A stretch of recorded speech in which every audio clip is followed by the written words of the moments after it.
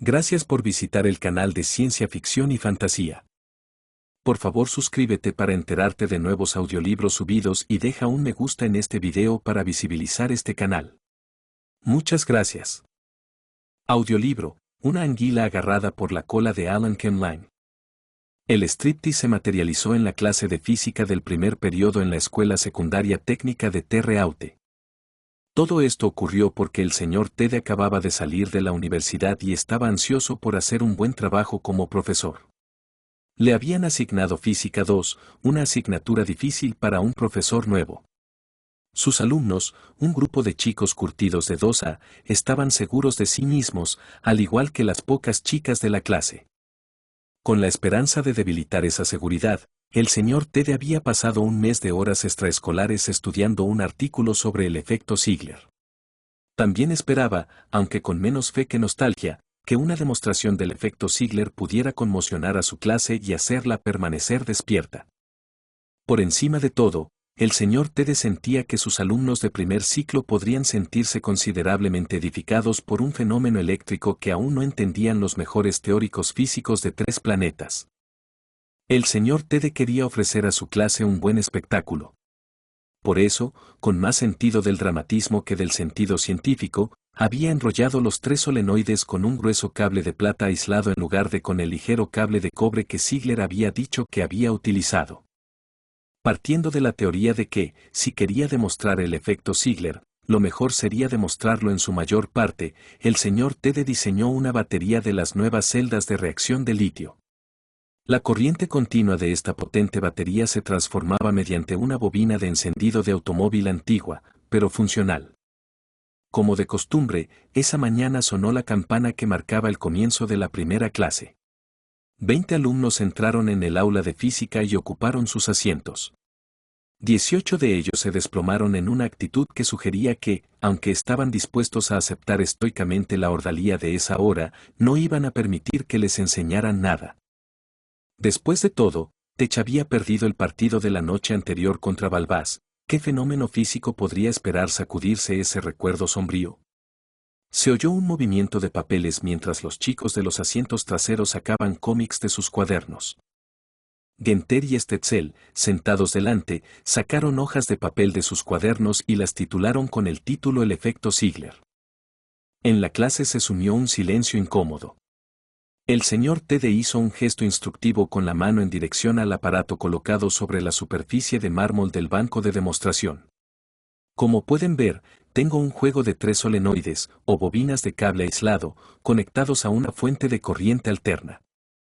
Una oleada repentina de esta corriente a través del solenoide más externo dará a una barra de aleación de hierro y serio colocada en el centro del aparato un impulso hacia el movimiento horizontal. Stetzel y Genter, que eran concienzudos, tomaron notas rápidas. El resto de la clase se dividió entre los estudiantes que se ponían al día subrepticiamente con las aventuras de la patrulla cohete y los que se hundían silenciosamente en el sueño. El señor Ted continuó: el movimiento inicial de la barra de aleación se verá frustrado, por así decirlo, por la acción de un segundo solenoide colocado dentro y en ángulo recto con el primero. Una tercera bobina, dentro y en ángulo recto con cada una de las 2 exteriores, completa el proceso. Las relaciones de bobinado de los 3 solenoides son 476, 9, 34. Stetzel y Genter garabatearon los números rápidamente. Nat Norcross, en la última fila, se movió en sueños, y 2 miembros de la clase del 95 que compartían un volumen de las hazañas de la patrulla cohete accedieron a pasar la página. Lo que ocurre con la barra de hierro serio en este punto es una cuestión de conjeturas. Todos los observadores están de acuerdo solo en que desaparece. Tal vez abandona las bobinas tan rápidamente que no daña los cables ni se puede ver. Tal vez la barra pasa a través de una fisura temporal en el sistema tridimensional que percibimos, cayendo en otra dimensión todavía inconcebible. El Dr. Ziegler, que fue el primero en observar este efecto, se inclina por esta última creencia. El señor Ted colocó sus dedos sobre la llave del telégrafo que había preparado para cerrar el circuito a través de su aparato. Observe con atención, advirtió, golpeando la llave. En el 23º planeta de un sol distante, un planeta al que sus habitantes llaman con un nombre que no tiene equivalente en la fonética humana, Un joven en las primeras etapas de la prematuridad enredaba las mentes de sus mayores con sentimientos de angustia. Su maestro había desaparecido. Ned Norcross, que cursaba Física 2 por tercera vez, no tenía en la cabeza ni el efecto Ziegler ni los trágicos resultados del partido de baloncesto de la noche anterior. Estaba desplomado en su escritorio, ensayando distraídamente la topografía de una tal Honey LaRue, una stripper que practicaba su arte todas las noches en el club Innuendo. Norcross se incorporó apoyándose en un codo para mirar el reloj que había sobre el banco de demostraciones y luego se desplomó hacia adelante en su escritorio, desmayado. Encima del tablero de mármol del banco de demostraciones, quitándose un guante de seda al ritmo del perezoso murmullo de un tambor, bailaba Honey LaRue. El señor Ted sintió que un rubor avergonzado coloreaba sus mejillas mientras la figura de la niña se ondulaba ante sus ojos. El señor Ted gritó y se arrepintió de inmediato. Había tomado 2 cervezas 3 días antes, ¿podía eso provocarle alucinaciones a estas alturas? Pero Honey se había ido, llevándose consigo las bobinas de Ziegler. Un terminal de la llave telegráfica todavía estaba conectado a la placa de la bobina de encendido, el otro cable terminaba en un pequeño nudo de plata fundida. No, ese no era el efecto que había informado el doctor Ziegler, en absoluto. Para disimular su confusión, el señor Ted empezó a hablar: acabas de ver el efecto Ziegler en acción. Explica lo que acabas de ver y serás famoso entre los hombres. En efecto, la barra de aleación de hierro y cerio había desaparecido, pero también habían desaparecido 20.000 centímetros cúbicos de alambre de plata del número 40, aislado con seda. Pero los chicos, excepto, por supuesto, Stetzel y Genter, no se habían dado cuenta.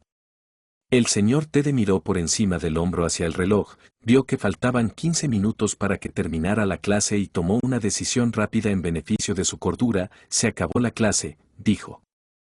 Hubo un segundo de estupor mientras la noticia se filtraba en los sistemas nerviosos adormecidos.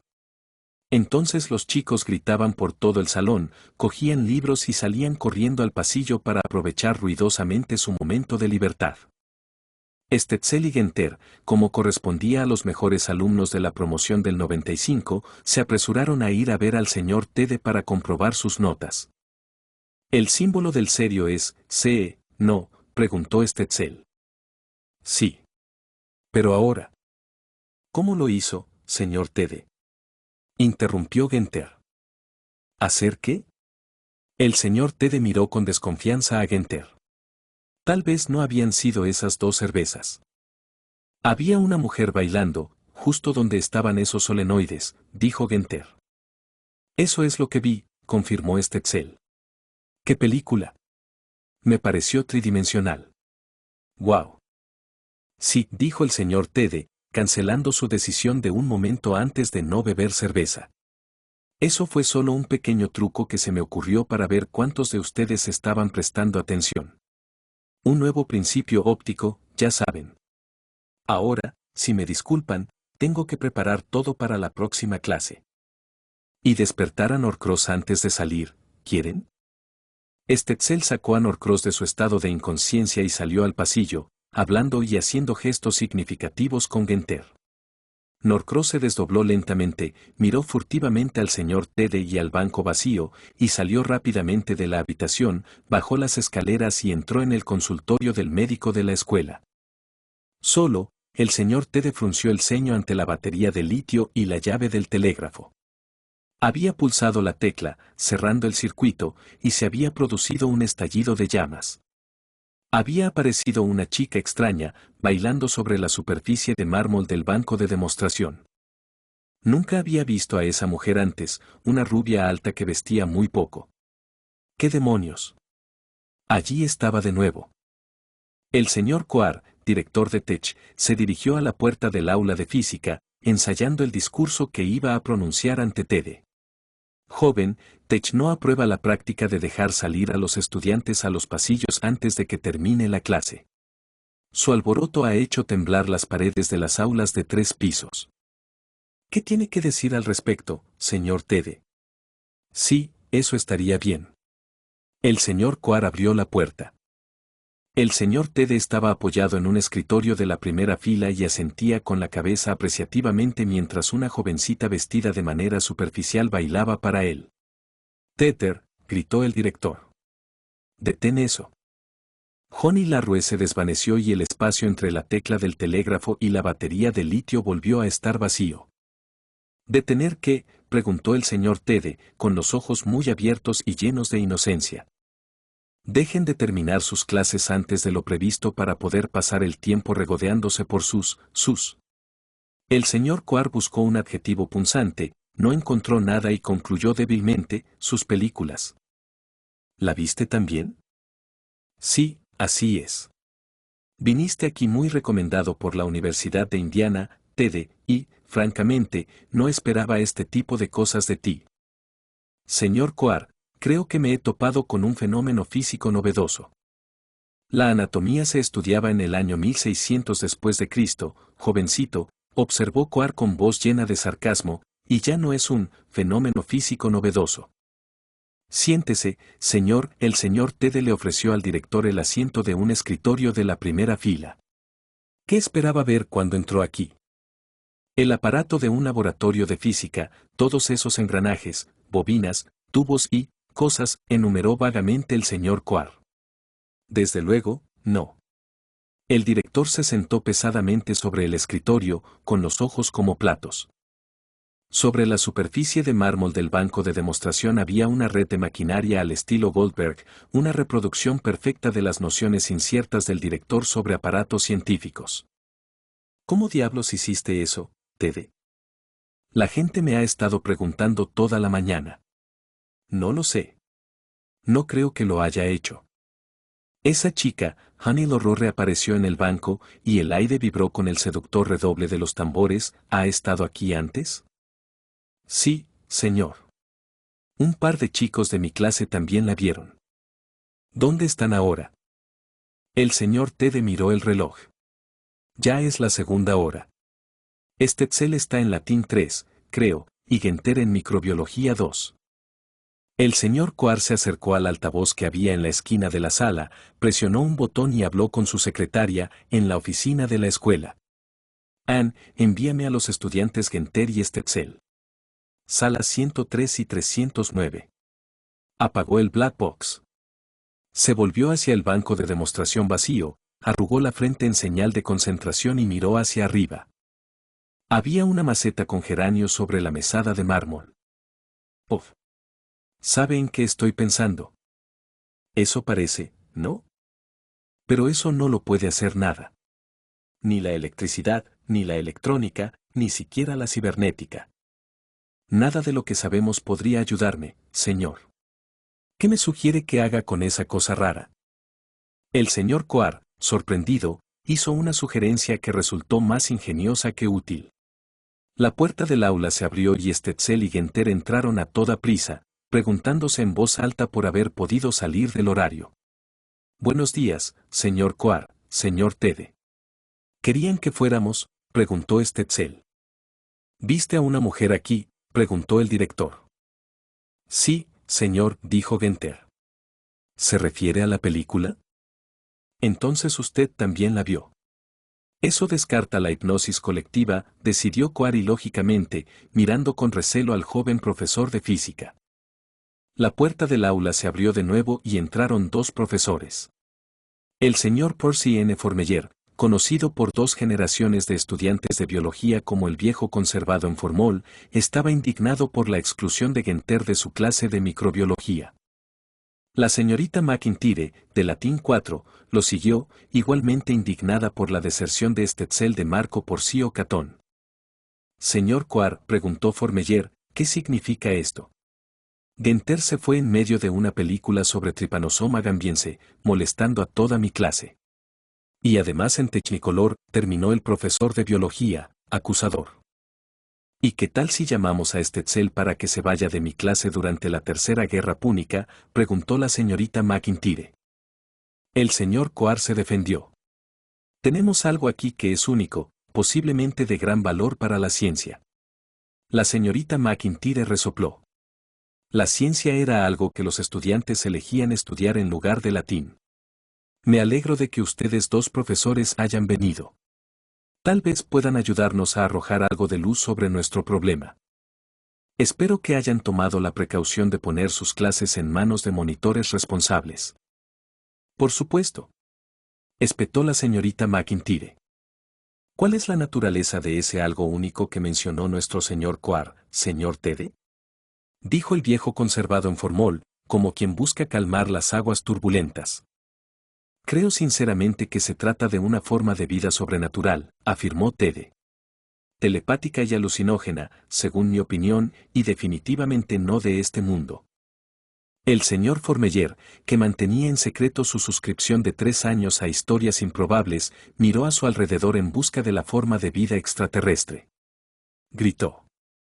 Allí, en el banco de demostración, había un monstruo de piel verde, una caricatura de 2,5 metros de alto de un Tyrannosaurus Rex, que sostenía a una jovencita núbil y vestida de blanco bajo su pata delantera derecha. Se oyó un golpe junto al profesor de biología cuando la señorita McIntyre se desmayó en el suelo.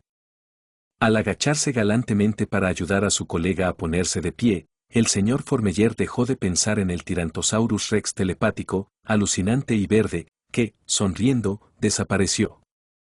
El señor Coar miró fijamente el banco de demostración vacío, arrugó la frente en señal de concentración y, una vez más, fue recompensado con la maceta de geranios hecha realidad. ¿Ves?, preguntó retóricamente. Se convierte en lo que tú quieras. Curioso. El señor Formeyer miró con furia hacia la mesa. Apareció un pequeño insecto anaranjado. El profesor de biología se inclinó sobre él y contó las manchas de las alas anteriores anaranjadas. 6 manchas. Un bipunctat auténtico, de una variedad local común, o no sé qué es mi coleóptero. Se le ocurrió una idea y se apartó rápidamente del banco. Se volvió hacia el señor Tede. Yo no me acercaría demasiado a esa cosa, si fuera usted. Crea estas cosas con un propósito. Creo que este poder alucinatorio, como usted lo llama, es el desarrollo lógico de la coloración protectora, el mimetismo y otros dispositivos similares que utilizan las criaturas terrestres para eludir a sus enemigos y atraer a sus presas. ¿Quieres decir que esta bestia sobre la mesa imita lo que estamos pensando con la esperanza de atraernos lo suficiente para atraparnos y comernos?, preguntó la señorita McIntyre. Más o menos, sí, asintió el señor Formeyer. No tenemos forma de conocer los procesos metabólicos, los patrones de pensamiento o incluso la verdadera forma de la criatura. Su acción para crear una imagen agradable puede ser tan automática como el reflejo de StarCraft o el de hacerse el muerto para los zorros, las zarigüeyas y el Leptinotarsum desemliniatae. El señor Formeyer hizo una pausa, esperando que se notara su erudición. La señorita McIntyre, que se había sentado en un escritorio de la tercera fila, comentó, desearía que la bestia fuera una criatura racional. Se produjo un revuelo en el aire sobre el banco de la manifestación cuando apareció un caballero griego con toga. Levantó un dedo índice pretencioso, exclamó una observación griega involucrada y desapareció. «¿Puede hablar?», se maravilló el señor Coar. Decía, «tienes una anguila agarrada por la cola», tradujo la señorita McIntyre. Griego. «Es como tener un toro agarrado por los cuernos, o un cerdo engrasado en los brazos», comentó Stetzel. «Si me disculpan», dijo Genter, «me parece que la cosa tiene voluntad propia. Por una parte, cualquiera que sea la forma que adopte, esa forma no es ambigua ni vacilante, como debe ser una imagen en la mente.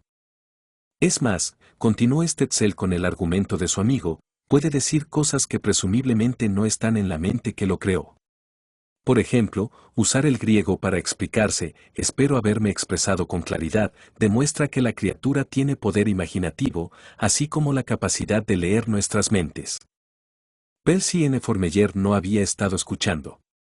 Las investigaciones psicológicas podían esperar hasta que hubiera una base sólida de hechos físicos sobre la que construir.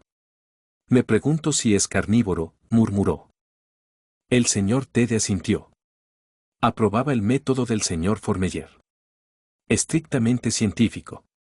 «Tengo algo de carne en mi almuerzo», dijo el señor Tede.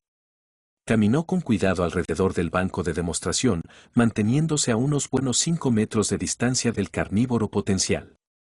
Si la criatura era carnívora, el señor Tede no tenía ningún deseo de que le demostraran sus hábitos alimenticios a la persona de un joven instructor de física. De regreso al almacén, el señor Tede abrió su bolsa de papel marrón para el almuerzo, desdobló el papel encerado del sándwich superior y sacó una rebanada de pan con pimientos. Deseó haber traído un almuerzo menos plebeyo. Chuletas de cerdo, tal vez. Oh, bueno. El señor Ted entró en el aula sosteniendo la rebanada de carne por una esquina húmeda de ketchup. El señor Formeyer clavó la rebanada de pan de pimiento en un trozo de alambre galvanizado del número 8 que le había proporcionado el profesor de física. Como un cuidador que mete un trozo de carne de caballo en una jaula llena de leones, el profesor de biología lanzó el alambre con cebo al aire vacío por encima del banco de demostración. La rebanada de pan con pimiento desapareció. Carnívoro, señaló el señor Formeyer con satisfacción. ¿Crees que la criatura podría bajarse de la mesa y caminar por ahí? La señorita McIntyre esperaba que su cautela de soltera no fuera considerada como una debilidad de solterona. Si fuera tan móvil, no habría desarrollado un mecanismo tan complejo para atraer a sus presas, dijo Formeyer. Sus diversas. ¿Cuál es la palabra clásica, señorita McIntyre? Proteico. Sí. Sus manifestaciones proteicas son una pista de sus hábitos. Está arraigado al lugar, como una planta. Como la trampa para moscas de Venus, sugirió Genter. Sí, aprobó el profesor de biología. Dionaea muscipula es un ejemplo convincente del tipo de planta del que estoy hablando. Por cierto, ¿no crees que deberíamos ponerle un nombre a esta cosa? La hemos estado llamando criatura y monstruo y todo tipo de cosas. Muy poco científico. Podríamos llamarla Reedy Proteins, sugirió la señorita McIntyre desde su asiento de la tercera fila. Una trampa de múltiples formas, ya sabes. No, queremos un nombre que sugiera tanto su origen como sus costumbres. No es de este mundo ni del sistema solar conocido, comentó Tede. Eso es. Es un ser extrasolar, no, extragaláctico, de múltiples formas. Polymorph Metagalacticus, dijo la señorita McIntyre. No es un nombre muy acertado, pero servirá, bastará. El señor Coar se quedó mirando el espacio vacío que había entre la tecla del telégrafo y el banco de pilas de reacción de litio. Su maceta de geranios apareció de nuevo, luego las flores escarlatas se tambalearon, se marchitaron y se convirtieron en pensamientos dorados y morados. Polymorph será, dijo el director. Su aire era el de un obispo que confiere el visto bueno a la interpretación de un pasaje del Evangelio hecha por un hermano laico. El tiesto de pensamientos desapareció, dando paso a Honey Lorue. Los tambores silbaron y parlotearon, y Honey, que se había deshecho de mucho más que sus guantes, le guiñó el ojo con complicidad a la señorita McIntyre. Al ver a Stetzel, Honey impulsó su pelvis varios centímetros en dirección horizontal, un movimiento conocido en el gremio como el bump. La profesora de latín emitió un grito poco clásico de modestia ultrajada y apartó la cabeza. Stetzel se puso colorado hasta las orejas. Aquel polimorfo extragaláctico no tenía tacto en absoluto. Honey desapareció con un encogimiento de hombros arrepentido y los redobles lascivos de los tambores cesaron. Este tipo de cosas podrían volverse peligrosas, comentó el señor Tede. ¿Qué podemos hacer con él?, preguntó el señor Coar. No serviría de nada ponerle una jaula. No se puede mover más que una planta de geranio. ¿Y qué le daremos de comer? Pan con pimientos, sugirió el profesor de física. Piense en el valor que puede tener esta cosa, se entusiasmó Stetzel. Los psiquiatras pueden ver las imágenes mentales mórbidas de sus pacientes perturbados, paranoicos y similares, y diseñar técnicas de curación. Estudiando el metabolismo de este polimorfo, podemos deducir las condiciones físicas del mundo del que procede, observó Formeyer con un destello de instinto de cazador en los ojos. Incluso podríamos hacerle preguntas sobre el mundo del que proviene, dijo Genter. Quizás nos mostraría su forma real y nos hablaría o pensaría. Ya ha demostrado mucha iniciativa, ¿sabe? La señorita McIntyre, que se había recuperado del susto de Honey Lorue, tomó la palabra. Tenemos una anguila cogida por la cola, como decía.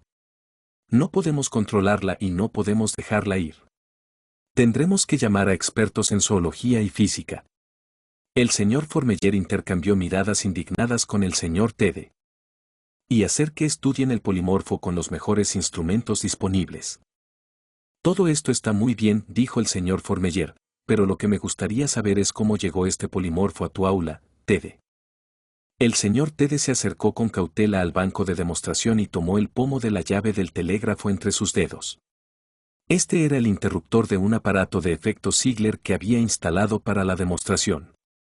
Simplemente lo golpeé, así. El señor Tede golpeó la llave. Hubo un repentino resplandor verde, y el aire estalló como un tubo de vacío roto al precipitarse a ocupar un espacio que de repente había quedado vacío. El polimorfo extragaláctico se había ido. El señor Coar frunció el ceño y pensó furiosamente en plantas de geranios en macetas, sin ningún resultado. La señorita McIntyre pensó con nostalgia en el apuesto caballero griego que se había dirigido a ella con una cita oscura. El señor Tede, Stetzel y Genter concentraron sus cerebros combinados en una reflexión tranquila sobre la señorita Honey Lorue, y por un momento creyeron oír el bramido lujurioso de un saxofón divino. Pero Honey se mantuvo alejada. Si hubiéramos tomado fotografías, se lamentó Formeyer. Tal vez las cosas que vimos las vimos solo en nuestra mente. La forma real del polimorfo se habría registrado en la película.